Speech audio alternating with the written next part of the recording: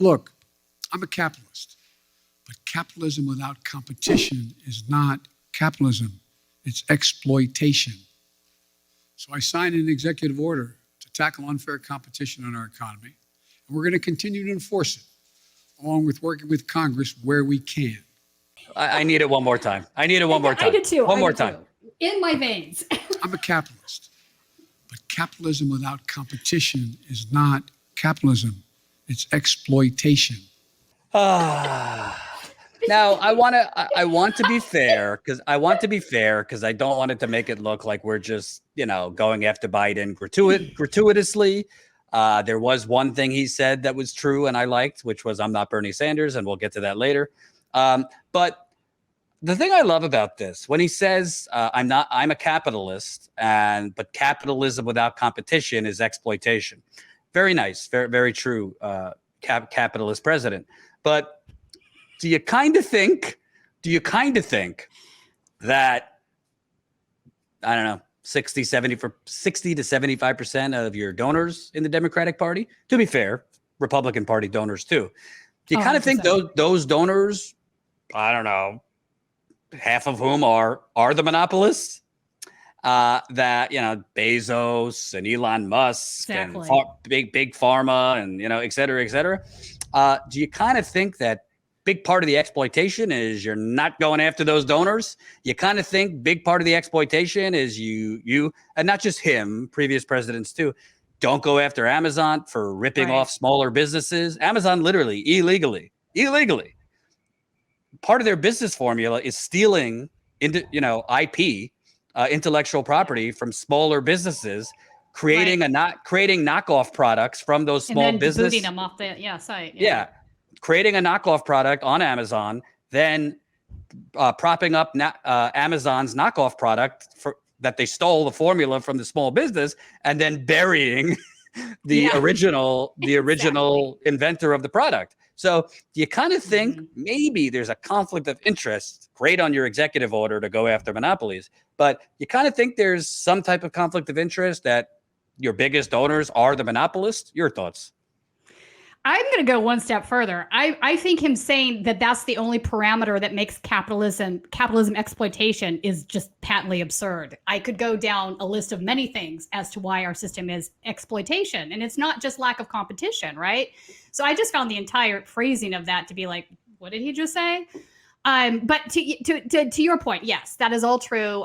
Amazon's known for that. We can talk about the internet, given our experience 20 minutes ago, right? So the internets are all cartels in this country. They've divided up the map. There's supposed to be competition, right? There's multiple companies, but they don't go into each other's territories. I have exactly one company that I can go to for internet, and they charge me $120 a month for shoddy service. But I have no other option, So competition in that regard would help this situation. But I do think that workers will continue to be exploited under our system because our capitalist system, even with the competition added back in, is rigged to the capitalists, right? Insider trading is another thing we can look at. Why is it that all the Congress folks, when they engage in stock trades, make all of this money at a better rate than anybody else does? Well, it's because they're trading on insider information. I don't think that's a controversial statement. Hedge funds do the same thing. Anybody that's doing really well in the stock market is more or less trading on insider information. Yes, the SEC knows it. They don't do anything about it. We have, a situation where you have regulatory capture where a lot of the SEC folks that are supposed to be the watchdogs are banksters. So, there's that revolving door from industry into government into industry. Again, this is also adding to all of the anger that's out there in the population, the distrust for government, which also leads back into why so many people are becoming anti-vaccine, right? I mean, there's so many problems right now with what's happening and how these things are all interwoven. And Biden just seems absolutely clueless. Absolutely. And by the way, I wrote it down also. Not only did they not mention that nearly 3,000 people died yesterday, that they had 1.2 million COVID cases, not one question, and I'm not shocked by this, but it should be noted, not one question from this brave, intrepid Washington press corps of all these cosmopolitan journalists who climbed the ladder by giving out political sexual favors. I don't mean literally, but you kind of get the point. who climbed the ladder by, kissing politicians' asses, doing puff pieces, selling off as breaking news, basically bullshit spin that they're fed for the politicians. Not one of them asked about, hey, any thoughts on the exploding strike wave in America?